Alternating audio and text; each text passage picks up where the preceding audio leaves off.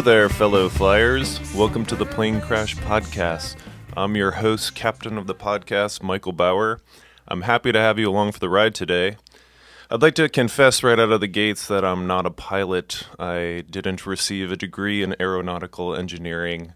The more I research, the more I'm learning, but truthfully, I'm just a guy that's taken an interest in plane accidents and the debates and details surrounding them.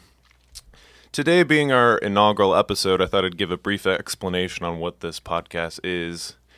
Each episode is going to contain an in-depth look at the conditions surrounding a specific plane accident.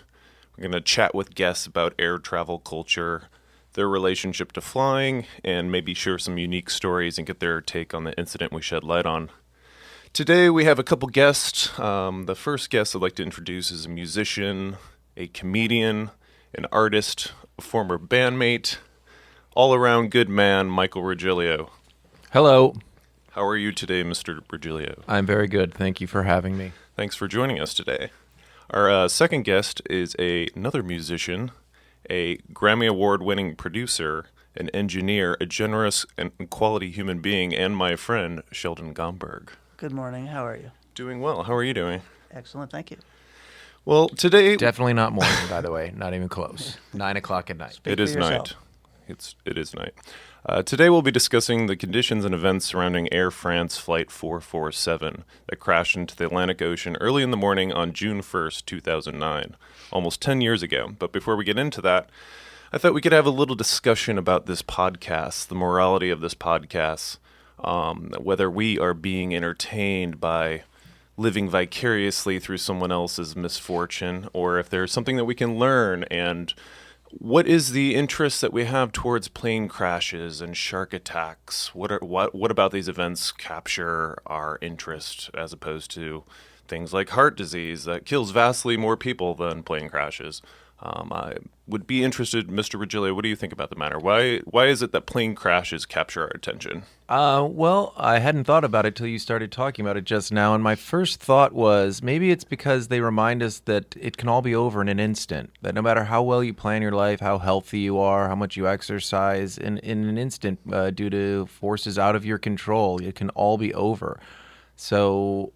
yeah, maybe we're fascinated with the violence of it, but at the same time, I feel like it's a human story about how you get on a plane and then in an instant you're not a person anymore. So I don't know, maybe in a weird way, this podcast will help people appreciate the lives they have.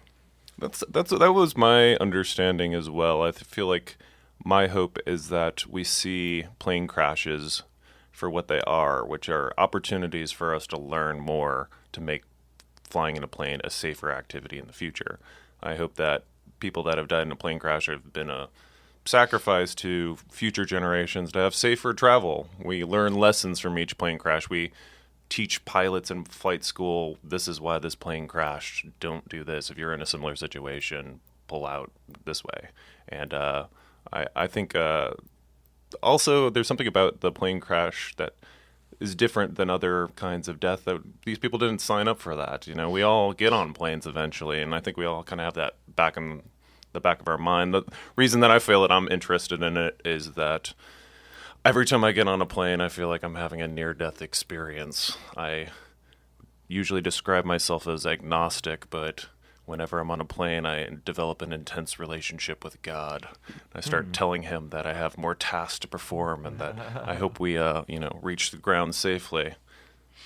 I consider myself a pretty stable person, but every time I get on a plane, I feel like I have a more serious relationship with alcohol. I start ordering it and keep ordering it the entire flight. Well, that was one question I was going to ask each of you, was some of your airport routine. I'll start with you, Sheldon. When you flew, did you have a drink of choice? Did you have a routine? How did you feel about so long flying? ago, I don't really remember. Flying's no problem. I love flying. Yeah, you were not a nervous Nelly. Never been nervous about flying. Huh. Must be nice. Yeah, no routine of any kind that you want to...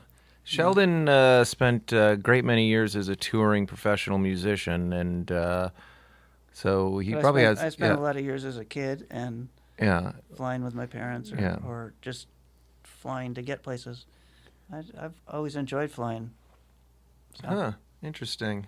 Yeah, maybe that's another reason that I've had a fear of it, is I don't think I flew until I was 16 years old. Oh, so right. something I wasn't exposed to until later in life. So that's another purpose of this podcast. I feel like it's almost like anxiety exposure therapy, that I'm confronting this thing that I'm afraid of. And maybe if I just surround myself with it more, I'll learn more about how planes actually work. I'll learn the improbability of a plane crash, and maybe my anxiety levels will be tamped down a little bit. When I was a kid, we took a flight somewhere, and there was some contest. I can't remember what the contest was at this point, but I won a bottle of champagne. I think I was like 6 years old or something. Nice. So I guess maybe that. You didn't get to pound it as a 6-year-old, No, huh? unfortunately. But They made him sip it slowly. Well, as any child should be forced to sip champagne. I have a couple statistics that might help some of our listeners out there that might be nervous about flying. In 2017, we had the safest year ever in commercial flying. There was one fatal accident for every 16 million flights. wow. Every day globally, there's 100,000 flights that occur. That number increases year after year. At any given moment, at any day, there's 5,000 flights in the sky above the United States. According to the FAA, they provide service to 43,000 flights and more than 2.6 million passengers in the U.S. each day. And the likelihood of being involved in a fatal airplane accident is very, very low. I like to give a ping pong analogy to friends, that if I was in your kitchen and I had a mixing bowl and put 100 ping pongs in that bowl and one little red dot on one ping pong ball, and you had to pick these balls until you got the one with the dot, it would take quite a while. And if you went up to a kiddie pool and you filled it up with 10,000 ping pong balls and we repeated the same process, it would take you a long period of time until you selected that ball. Now, if you can imagine a lake that's been drained and there's 16 million ping pong balls in there, the odds of you going up to that lake with 16 million ping pong balls and selecting the one with a little red dot are the odds of you being in a fatal plane crash, which basically doesn't seem very likely. I don't know if that's as exciting of a reward as maybe winning the lottery or You something. got the ping pong ball with the little red dot. Yeah. Congratulations. Which is actually exactly the original story, The Lottery. Do you know that? No. You don't know that? Oh, it's a short story about, and you don't know it at first, but it's about a small town, and there's a lottery, and you don't realize until the end that the lottery is whoever draws the winning lottery ticket is stoned to death by the town. That the town is the winner. And the person who... No one knows this story? Okay. Well, this is, a good place to share the story. All right. Let's move on to Air France Flight 447. Air France Flight 447 was a plane that took off on May 31st at 2009. It was scheduled to fly from Rio de Janeiro to Paris, France. Estimated flight time of 10.5 hours. The plane is an Airbus A330. It has a crew of 12 people, 3 pilots, 9 flight attendants, 216 passengers on board for a total of 228 people. The pilots, there was 3 pilots. The first pilot is Captain Marc Dubois. He had 10,988 flying hours and was 58 years old. The first officer is David Robert. He is the pilot with the second most experience. His flying hours were 6,547, and he was a 37-year-old. And the final pilot, his name was Pierre Cedric Bonin. He had 2,936 flying hours. He was 32 years old, and he was known as a company baby. He had been trained by Air France, placed in Airbuses only after a few hundred flight hours. So the plane takes off at 7:29 p.m., scheduled to land in Paris the next day at 11 a.m., and for the first 3.5 hours of the flight, it's pretty uneventful. There's a cockpit voice recorder you get from black boxes whenever there's a crash, and pilots were concerned about their privacy, so it runs on a self-erasing 2-hour loop. So all we have is the last 2 hours of the flight, even though the flight was in the sky for 3.5 hours. At the beginning of this, Dubois mentions that he had only got 1 hour of sleep the previous night because he was touring Rio with a female companion that was a flight attendant. So she was also an aspiring opera singer. They both had interests in opera. Dubois was listening in the cockpit to opera through his headphones. And one moment he even insisted that his co-pilot listen to the opera as well. And he thumbed through a magazine and read an article and discussed an article on tax havens. A flight attendant comes in the cockpit and asks that they turn down the AC in the cargo hold because she had some meat in her luggage and she was concerned about that, wanted to keep it cold. So it kind of sets the tone for the first 3.5 hours of the flight, where they were concerned about tax havens. They were concerned about the temperature in the cargo hold. Is obviously the plane seems like it's flying pretty well. So because there's a long flight, there's 3 pilots, and in the back of the cockpit is a little area for one of the pilots to take a break or take a nap. David Robert, the guy with the second most experience, was scheduled for first rest, so he took a break, and Dubois and Bonin are in the cockpit for the first 3.5 hours of the flight. They notice some flashing lights that Dubois calls St. Elmo's fire, and Dubois mentions that he has recognized it and has seen it before. They see some thunderstorms pop up on the radar ahead of the both of them, and Bonin remarks, "I didn't think there would be much of a storm." And Dubois says, "It's going to be turbulent when I go for my rest." So already the captain, the 58-year-old, the guy with 11,000 flight hours, the guy with the most experience, knows that there's trouble ahead, unfriendly skies, but he says, yeah, that's going to be when my rest is scheduled out, so probably he's still planning on going for that. When you fly from Brazil to France, or when you fly from South America to Europe, you have to fly over the Atlantic Ocean and across the Intertropical Convergence Zone, or breeding ground, birthing ground for tropical storms, heavy weather. There's frequently bad weather there. Bonin, our 32-year-old with the least amount of experience, shows signs that he's nervous. He seems fixated on climbing to a higher altitude. We'll never know exactly why, but one plausible explanation is that he saw the storms on the radar ahead and thinks, hey, if I can climb the plane to a slightly higher altitude, maybe we can fly over it. The plane at 3.5 hours is cruising at 35,000, and the recommended maximum for the flight is 37,000 feet. Dubois, the captain, checks in with Brazilian Oceanic Control, known as Atlantico, and the controller instructs him to maintain an altitude of 35,000 feet. Bonin says, "We won't delay in asking to climb nonetheless." And Dubois says, yeah, but doesn't make the request to climb. It's kind of like he's not even really listening to Bonin. Bonin notices that the temperature outside is 12 degrees warmer than usual, so he comments that it's warm outside and again alludes to wanting to climb an altitude. We'd have a higher cruising altitude if it wasn't so warm out, he states. Bonin becomes anxious as they approach a cloud layer. Bonin says, "It would have been good to climb, huh?" Dubois says, if there's turbulence, meaning if there's significant turbulence, they're going to climb. There wasn't turbulence at the time, but yet again, this kind of gives us an insight that Bonin has climbing on the mind. The guy has expressed already several times. He's got climb mind. He's got climb mind. The guy has shown us, said multiple times, he's nervous about the weather ahead and he desires to climb. Dubois, the captain, comments that they're entering the ETOPS, or death zone, which refers to a zone where diversionary airports are out of range and not accessible. ETOPS stands for Extended Range Twin Engine Operation Performance Standards. It's a set of rules, so if you're flying over the ocean, you can get to a diversionary airport if you start to have an issue. In the world of aviation, they have kind of an inside joke where they have an acronym for the ETOPS. Instead of what it actually stands for, they call it Engines Turn or Passengers Swim. Meaning if we have an issue, we're going to have to make a water landing because we can't get to an airport. Wow. So Dubois says, hey, we're about to enter this ETOPS zone, this area that we can't get to any emergency airports, and Bonin confirms this. Again, Bonin says that he thinks they're next to the top of a cloud layer and suggests that they climb to 36,000 feet. Dubois says, we're going to wait a bit and see if this passes. So for a fourth time, the guy's saying, I'm going to climb.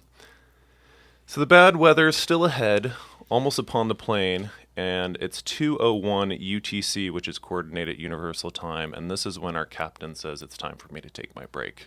It's about 3.5 hours into the flight. Bonin's seated in the right-hand seat. Robert returns from his break, and the captain gets out of the left seat, and Robert replaces him. Bonin and Robert see that they're encountering this bad weather ahead, and it's too late to completely go around the weather, so they decide they're going to maneuver the plane and kind of zigzag around the clouds. Bonin calls the flight attendant on the intercom and says, "Yes, Marilene, it's Pierre up front. Listen, in about 2 minutes, we ought to be in an area, and we'll start moving around a bit more than now." So he's basically saying, we're going to encounter bad turbulence. He encourages her to sit down, and he says, "I'll call you back when we get through it. Shouldn't be too long." Next thing that occurs is the cockpit undergoes some environmental changes. It gets hot. Bonin and Robert both remark on, "Hey, why is it so hot? Did the AC cut off?" And they also notice a strange smell that floods the cockpit. Robert tells them it's ozone, which is air charged with electricity due to lightning in the area. So you have these kid that's already expressed, "Hey, there's weather ahead. I want to climb." He smells a weird smell. He's hot. He's uncomfortable. Like his senses are being challenged right now. So 4 minutes after the captain takes the break, they finally hit the bad weather. On the cockpit recording, there's the sound that experts have listened to the cockpit recording and have said this sounds like ice hitting the windshield. On the plane, there's something called pitot tubes. Pitot tubes measure the airspeed and assist the autopilot. These get clogged with ice when the plane enters this bad weather, and the autopilot just turns off. So the pilots have some work to do suddenly. Bonin's, the young kid, says, "I have the controls." Robert says, "Okay." It's 2:08 a.m. It's 7 minutes after the captain left for his break. So to recap, the autopilot just shut off because there's sensors on the outside of the plane that froze up. Autopilot can't work if it doesn't have any information. Suddenly the pilots have to earn their paycheck and fly this plane.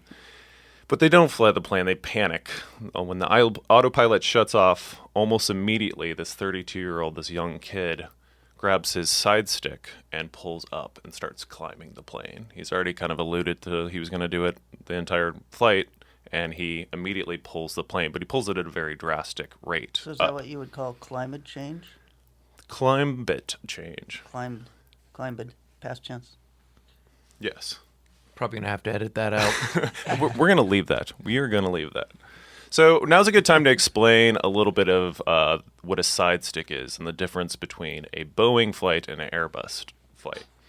On a Boeing flight, there's something called a yoke. It's kind of like a steering wheel. It's probably what you would conjure up in your mind if you were trying to develop a mental image of what a cockpit looks like. It's a big steering wheel that's in between your legs, and in a Boeing, there's two seats for both your pilots, and if one pilot grabs the steering wheel and pulls it forward or toward them to climb the plane, the pilot next door, his yoke goes to his chest as well. You can tell what's going on. If you push it down, the yoke moves away from you. So they're connected on a Boeing plane. In the Airbus, there's this thing called a side stick. It's kind of like a joystick, something you would play a video game with. And it's down at your side, and they're not connected at all. They're pretty small, so both pilots have to kind of communicate what they're doing, otherwise the other one doesn't know. If you pull back on your side stick, your co-pilot won't magically know what's happening. So a lot of people have said that this possibly is a design flaw, but it might be important to realize that they're flying this Airbus with these joysticks that aren't connected with what happens up ahead. So the autopilot's off, the plane's experiencing turbulence because they're flying through a storm, sensors outside the plane are frozen, and the 32-year-old with the least amount of experience is suddenly flying the plane with a side stick, and he's making overcorrections. He's moving the plane to the left, to the right, and the entire time he's pulling back too, trying to pull the plane up, because in his mind, I think he's thinking, hey, I'm going to get above the weather, but he's climbing at an altitude, at a rate of 7,000 feet per minute. When the pitot tubes clogged, the pilots aren't getting accurate information from their instruments. Either the altitude says it dropped 400 feet when it didn't actually drop 400 feet. So maybe this is another reason he could say, hey, I thought we had to climb. I looked at the altitude and it dropped 400 feet. Robert's co-pilot hears the stall alert sound go off twice, and he says, go back down. According to that, we are going up. According to all three, we are going up, so go back down. What is a stall, you might ask? A stall occurs when the aircraft is going too slowly for the wings to give the aircraft sufficient lift. This happens if the plane climbs at too steep of an angle. If you climb at too steep of an angle, the plane loses its lift and speed and stops flying. When a plane stalls, it stops flying and starts falling out of the air like a rock. What are you supposed to do during a stall? Well, you have to push the nose of the plane down, and you swoop like a bird coming out of a tree towards the ground, gain a bunch of speed, and suddenly you have speed again, and you can resume flying. 10 minutes have passed since our captain, Marc Dubois, went to take his nap. The plane is now in the hands of this 32-year-old that's panicking. Robert tries alerting the captain to wake him up, but Dubois, the captain, almost takes 2 minutes to come into the cockpit. Bonin has climbed the plane to 38,000 feet, but did it at such a steep angle that now the plane is officially stalling. 38,000 feet is the highest this plane is going to get. The plane starts falling out of the sky, losing altitude. Robert, the co-pilot, says, "But we've got the engines. What's happening? Do you understand what is happening or not?" They have the engines going full blast, but they're falling. They can't understand what's going on.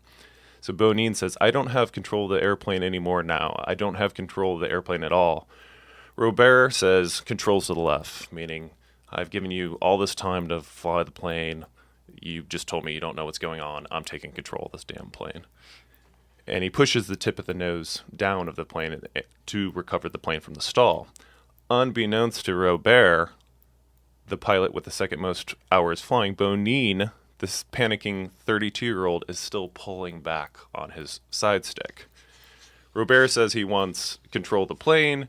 The plane starts recording these things called dual inputs, meaning both side sticks are asking the plane to do something, but they're asking for an opposite thing, and it says dual input, saying what's going on. Only one person's supposed to be flying the plane right now.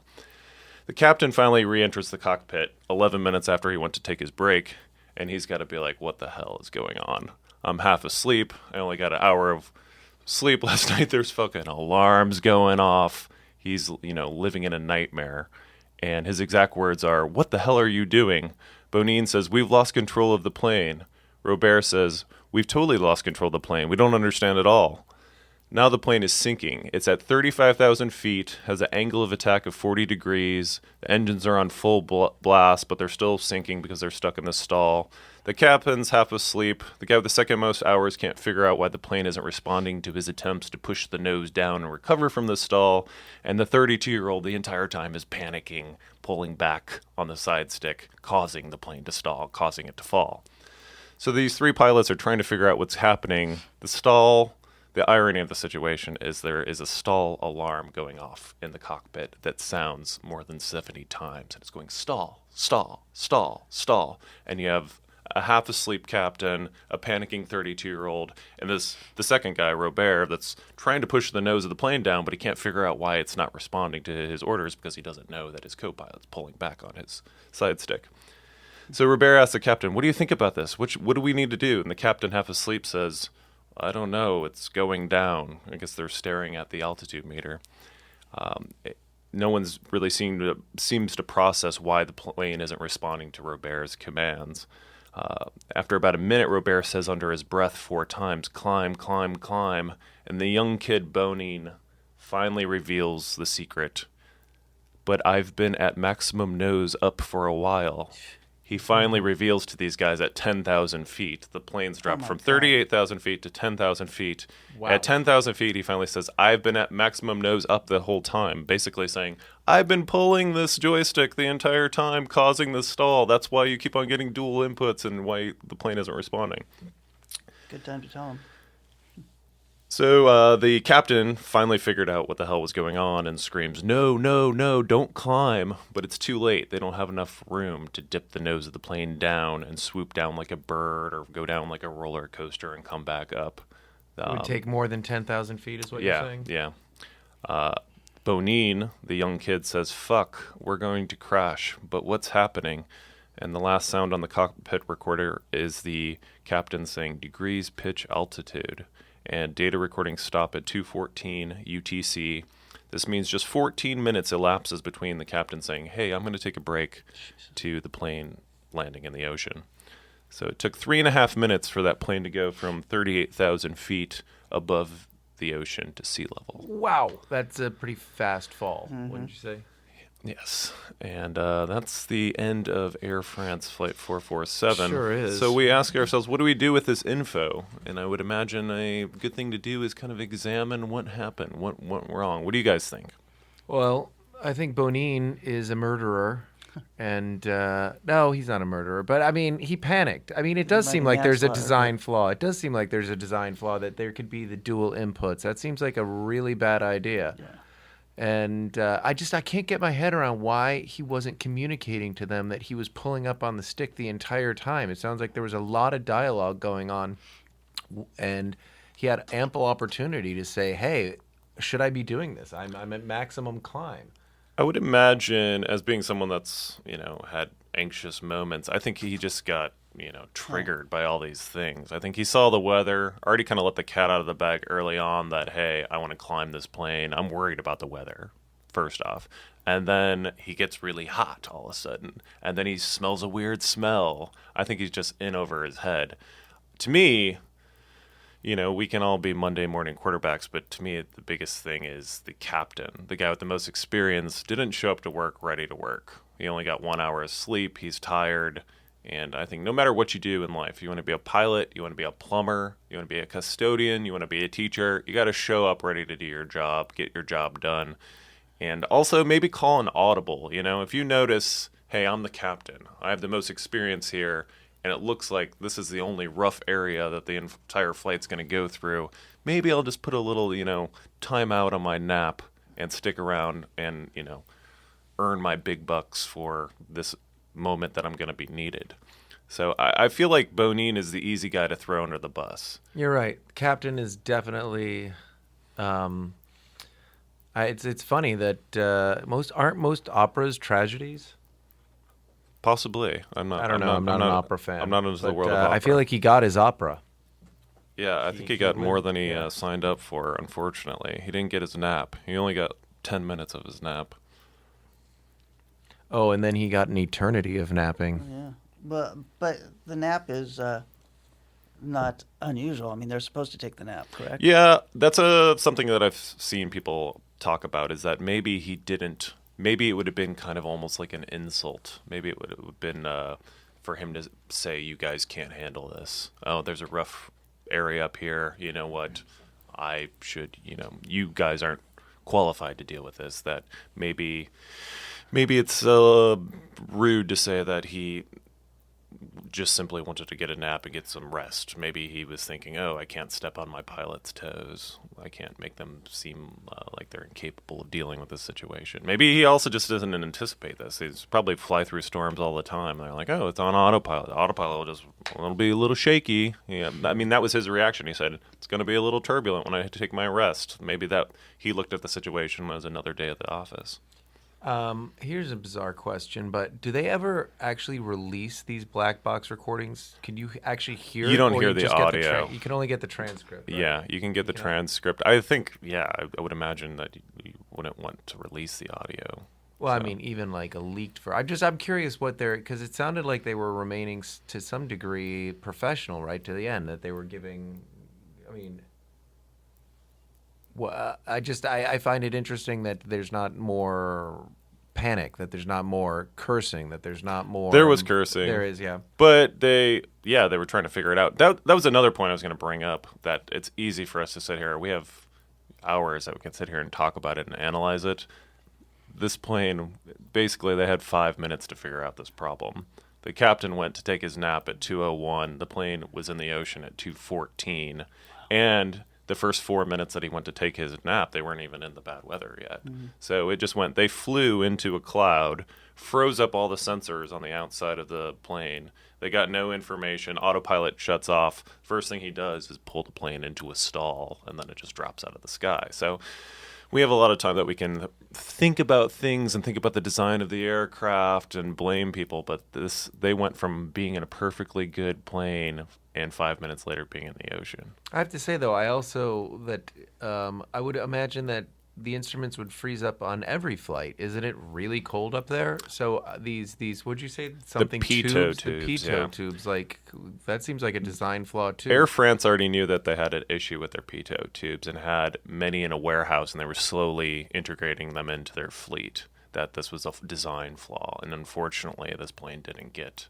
It was scheduled, I think, to be revamped in August, and this was June. So I think it was something that it was really highly unlikely that it was going to happen.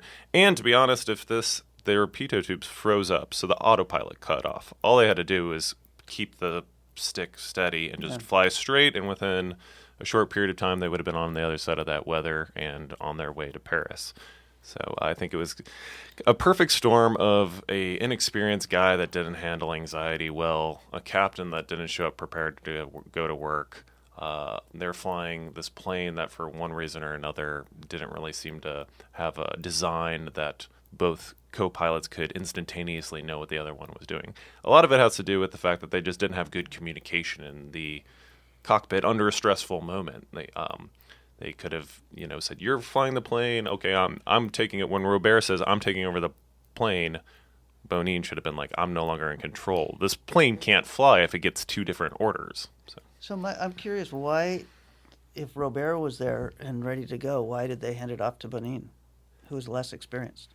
Maybe just to get some stuff under his belt. I think it just happened so quickly. They were sitting there basically monitoring screens because the autopilot was on. Mm-hmm. And all of a sudden at 2:05, the autopilot clicks off, and he's got 2 minutes where he just climbs the plane, and then he says, the plane's not responding to me anymore because it's in a stall. And Robert's like, "Okay, I'm taking over." And the entire time, they see the altitude meter going down, and probably in Bonin's mind, he forgot all his training and was just panicking, saying, we need to go up, not realizing that by pulling back on the side stick, it was preventing them from pulling out of the thing that was sinking them. Which leads me to my question.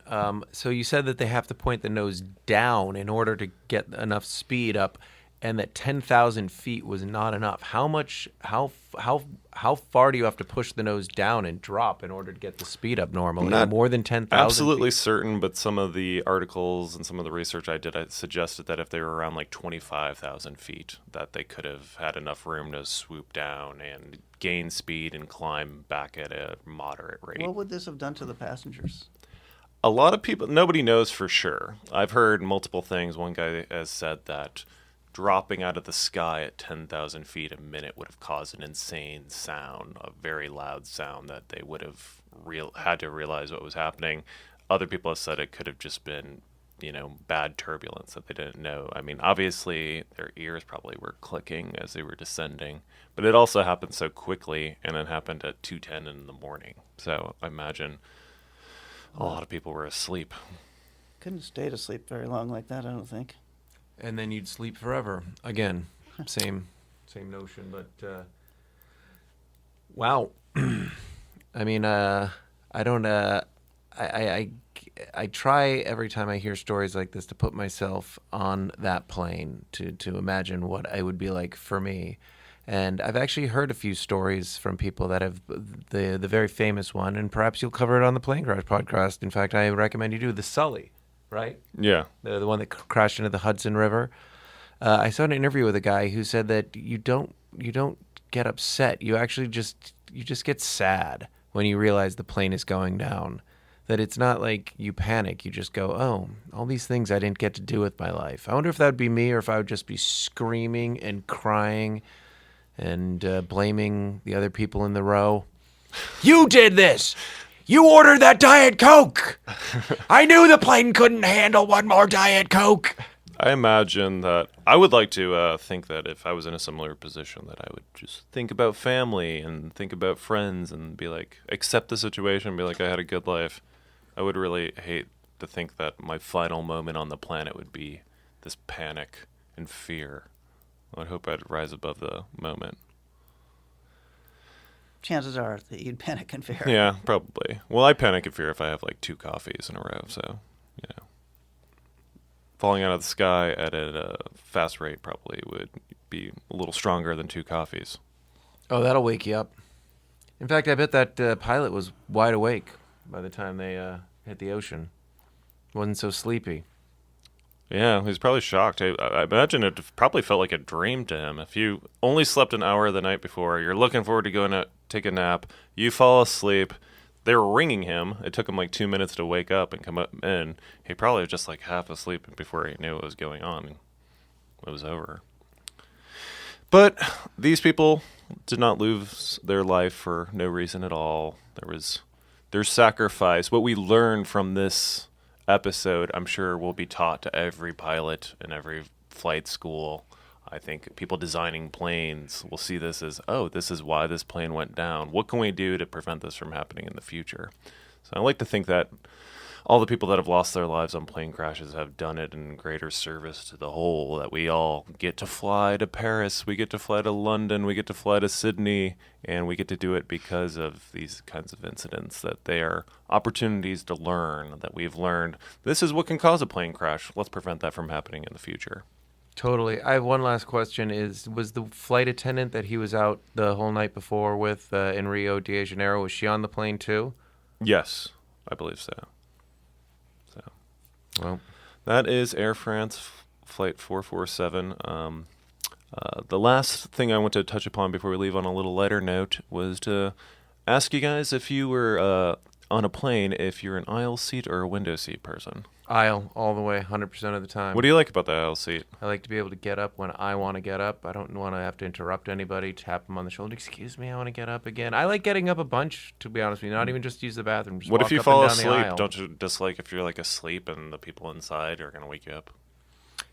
Like I said, I like the control. I've looked out the window entire flights so many times that I feel like I know what the world looks like from an airplane. I The don't need world's to see it. unimpressive to you. The world's very unimpressive to me. I've been bored with it for a long time. Yeah, aisle seat all the time. And like I said, I do tend to, and judge me as you will, order hard alcoholic drinks the minute that plane takes off and the drink service begins, and I don't stop until it lands. Yeah. Sounds like you might have a little anxiety about flying as well. Yeah, maybe. I don't know. Shells Or bells, were you a aisle or window seat guy? I like the middle seat. Just get between two big people, and you can't. No, I always liked the window seat. Yeah. And then, kind of near the end of my flying days, I switched over to the aisle, and now it's got to be aisle. You know. 'Cause Yeah. I can't move over far enough for that. Yeah, I would say I'm a window seat person. The number one thing I find on planes is that I'm always hot. I always run hot. There's something about the cold plastic side of the window that I could just lean on. And also, I like to go to sleep if I can and not be woken up, especially for a long flight. I will say that one time I was on a plane, this is pre-9/11, when you could do these things, and the man sitting next to me in the aisle, in my aisle, was so fat he should have definitely had to buy 2 tickets. He should have had to have 2 seats. Like, it was ridiculous. He was spilling out all over into my seat. And about halfway through the flight, he pulled out his backpack and pulled out a bag of double-stuffed Oreos and a 2-liter bottle of Coke. And I was so tempted to turn to him and say, "Don't get fatter! Come on, man!" I thought knowing you just ask him if he could have some of those Oreos. Well, you know I love the Oreos. I'm a big fan. Big fan. Regilio's known to have late-night runs to Vaughn's for Oreos. Yeah. I was waiting for you to be like, you were steering us all towards that, and then you went and said, "Can I have some of those Oreos?" And you guys bonded and had a great time. Yeah. And we became, I was just, I didn't think it was fair of this guy. He was already taking up so much of my seat to actually expand his girth in the middle of the flight. But nowadays, you can't bring food or drink on a plane, so problem solved. Yep. Can never be too secure. Shells bells, you have any interesting airplane stories you'd like to share? Would you like to fat shame anyone? No, I'll leave that to There's you. one thing that's really popular to do in 2019. It's fat shaming. I remember one time we were at an airport. You can cut this out if this bores the shit out of you, but we were at an airport one time going to St. Louis. And, My hometown. or maybe we were in St. Louis. Anyway, we're on tour, and there are 3 of us, and we're sitting there talking, and all of a sudden we noticed that it's kind of empty around us. We talked right through the boarding and everything. Flight left without us. Oh, really? Yeah. Oh. Wow. This has nothing to do with flying, so to speak, but a very long time ago when I was in high school, my friends and I had a tradition, which was every Christmas night we would go to the airport and it would be empty, and we would skateboard to the terminals at Logan Airport, Boston, which was fun. Kids can't do any of that stuff anymore. They've wrecked it. Okay. Yeah, you can't get to Can't that just go into an area. airport and skateboard. Maybe you should try and go through TSA sometime just with your skateboard and be like, I don't have a flight, but when I was a child, I used to skateboard these parts. Yeah. What do you say? Let me hit the terminal one last time, buddy. Maybe. I like the old days of flying where you could just have someone drop you off at the curb, go running in. You didn't have to deal with all the TSA and everything. You could run up right as they were basically closing the doors to the plane and get on. In the last couple of minutes. Kiss your loved one as they walk through the gate. Yeah, it used to be fun. It's not fun now. I'm old enough to remember that when I flew to England in high school, you could only do this on international flights back then. Even then, domestic flights you couldn't. But on an international flight, I smoked a cigarette on a plane. Yeah, the good old days. The good old days when 16-year-olds could smoke a cigarette on a plane. What happened, America? You used to be great. We would skateboard at night. We would smoke cigarettes on planes. Could still order hard alcohol the entire flight. I vouch for that. Now it's get in line or get hit by a billy club. Last time I was on a plane, I ordered a vodka cranberry, and the flight attendant gave it to me. And then like 20 minutes later, I ordered a second one, and she just gave me 2 bottles of vodka. She was like, just here. I see where this is going. I feel like they're pretty... Thanks. I feel like they're pretty liberal with the alcohol on planes. I feel like half the time I order alcohol on a plane, it's free. Someone's just like, here you go. One night, I was flying from St. Louis to Los Angeles, and it was Valentine's Day, and it was like a 7 p.m. flight. And 10 minutes into the flight, the pilot came on and was like, thanks for joining us for this romantic flight to Los Angeles from St. Louis.